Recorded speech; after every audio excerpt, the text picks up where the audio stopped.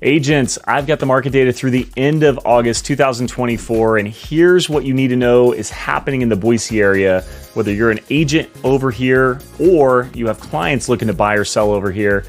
There's two things we're going to focus on right now. What is happening with inventory in our market, and how is demand? So if you want to know more about that, watch the rest of this video.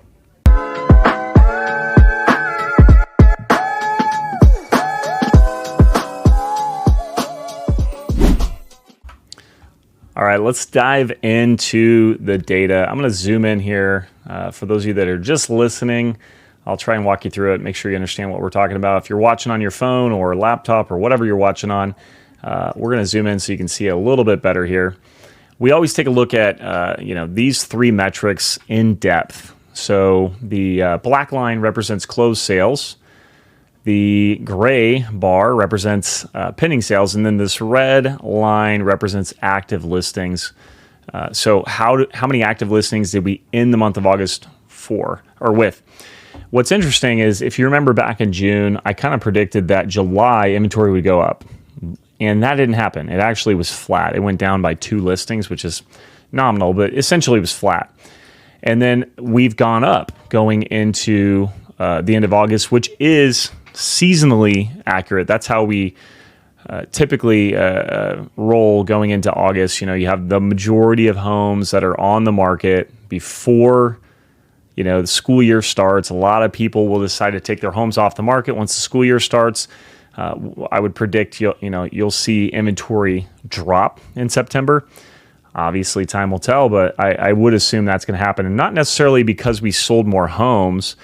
But because those people who might have been trying to sell their homes don't want to deal with showings, and during the school year, you're kind of back at it.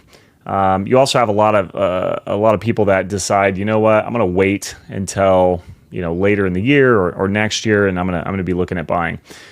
Statistically or seasonally, I've been doing this 19 years now in our area, and we see a drop in September.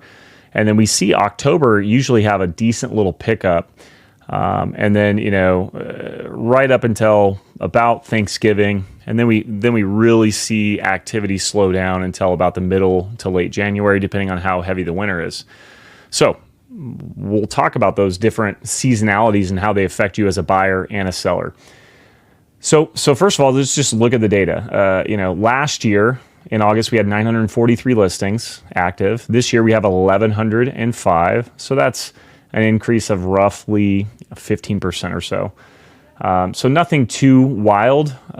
We also have more sales in August of 2024. So, only 2 more closed units, but we had significantly more pendings. In August 2023, we had 481 pending. August 2024, we have 557 pending. So that could be rate driven, by the way. We have seen interest rates, really cool off, get better for buyers. And back in August of 23, if I remember right, they were actually picking up a little bit. I think they peaked in September or October of last year. So, which is why October, I think, had such a slowdown in 2023. Because I think we did hit that peak, 7.5% or so. Right now, your 30-year fix is probably around 6.25, 6 to 6.25. It's significantly better than it was a year ago.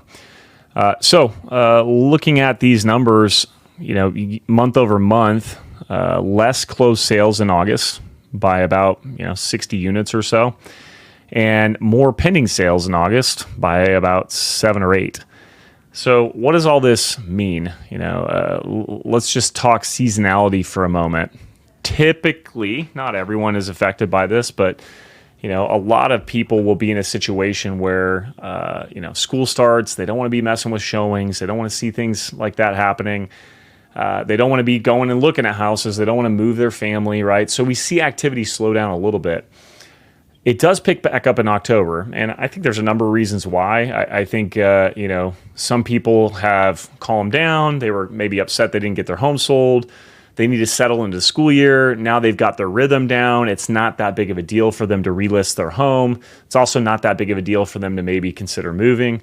And then we also have people moving in from out of the area as well for various reasons. But that seasonality is very interesting. One thing that's happening right now is this election you might have heard of. We see a lot of people who just kind of freeze. They're like, I don't know if I want this candidate elected or this candidate elected, or I don't know what this candidate will do or this candidate will do. Obviously you hear I'm going to move out of the country. I'm going to go live somewhere else. We hear all sorts of stuff if so-and-so gets elected. Setting all that aside, it's a very real thing that people do take into consideration when they are making a large purchase. So we deal with that. We see a lot of people that are like, I'm going to wait and see how the election goes before I sell or before I buy or before I invest. And they're on both spectrums. They're like, I don't want to buy until I see how the election goes. Or they say, I don't want to sell until I see how the election goes. So not much we can do there. That just slows activity down. You also have something that's happening right now. It's September 9th as I'm recording this. I think here in a week and a half, we have interest rates that are going to be, by all metrics that are counting it right now, they're going to be lowered. The Federal Reserve will meet and they will agree to lower interest rates. I've got a tool that I use, and I'll pull it up here and kind of show you what it looks like because it's pretty fascinating. And you can come back on this date, but take a look at this tool. So this is the CME group, and they basically track bond traders and the bets, quote unquote, that are being made on interest rates. So the current SOFR rate, secured overnight funding rate, or Federal Reserve rate, is 525 to 550. There's a 73% chance it gets lowered by 25 basis points and goes down to 500 to 525. There's a 27% chance it gets lowered by 50 basis points, which is 475 to 500. And there's some economic data coming out this week. So by the time you watch this video, this could definitely change up or down. I would certainly encourage you to kind of take a look at this if you're interested in this stuff. But what does this exactly mean? Well, the economy's cooling off and we're seeing, more unemployment go up. So we're seeing unemployment get to, it's been under 4% in the 3.5% to 3.6% range. Now it's over 4%. We're also seeing, inflation settle down based on the metrics that they track it with. You might be thinking, stuff's still really expensive. But the metrics they use, CPI, which comes out, I think, in 2 days. So on September 11th, we'll see the CPI data. And that will move these metrics as well. So what does this have to do with anything? Well, these rates are the rates at which banks borrow money. And then those banks can lend the money to you, and then they put a spread on that, a treasury spread or a yield. And that's what determines our 30-year fixed rate. And that follows the 10-year treasury rate. I'm not going to go too nerdy here, but if you want to look at this 10-year treasury yield, this is the number one indicator of interest rates right here.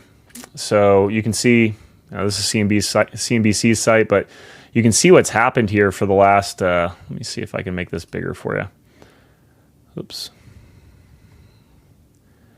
You can see what's happened here over the last month, or 2 or 3 months. I mean, in May, we were at 4.7%.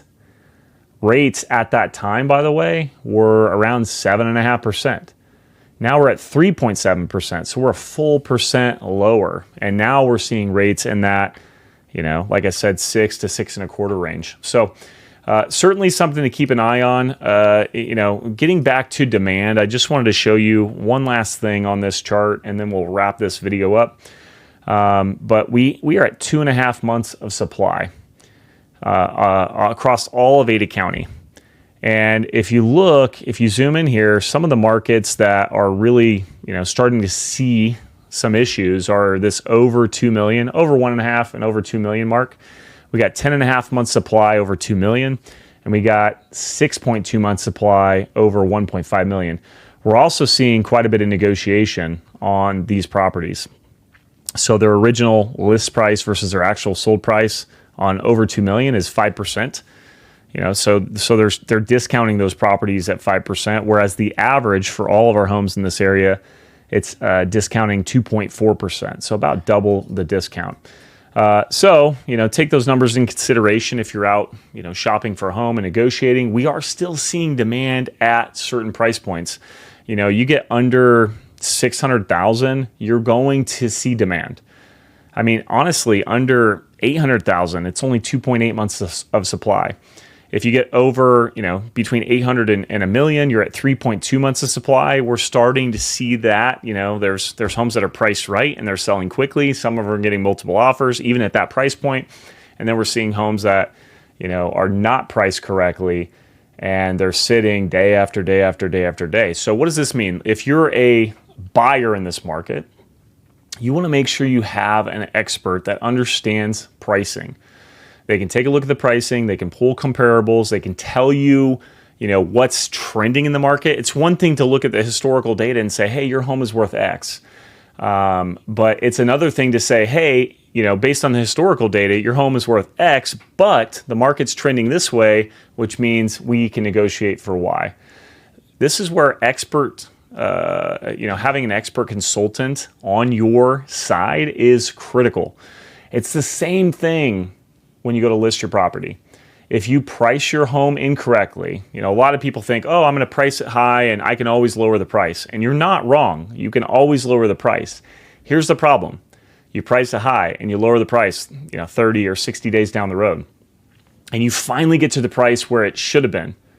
Those buyers come along and they say, gosh, why has it been on the market for 2 months or 3 months? Something must be wrong with it. No one likes it. I'm going to offer less.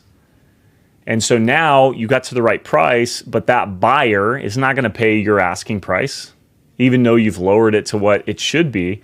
They're going to want to negotiate, and it's critical to get your price right. So, make sure if you're, referring an agent in this area, have them shop City of Trees Real Estate. We'd love to help you guys out and help your clients out. And if you are a buyer or a seller and you're watching this video and you're thinking, gosh, I really want a second opinion, my cousin's brother is a realtor and maybe I should talk to someone that does this every single day before I make such a big decision. So that's all I've got for this month's video. Stay tuned for next month's video. If you have questions, comments, thoughts, let us know. Otherwise, see you in a month.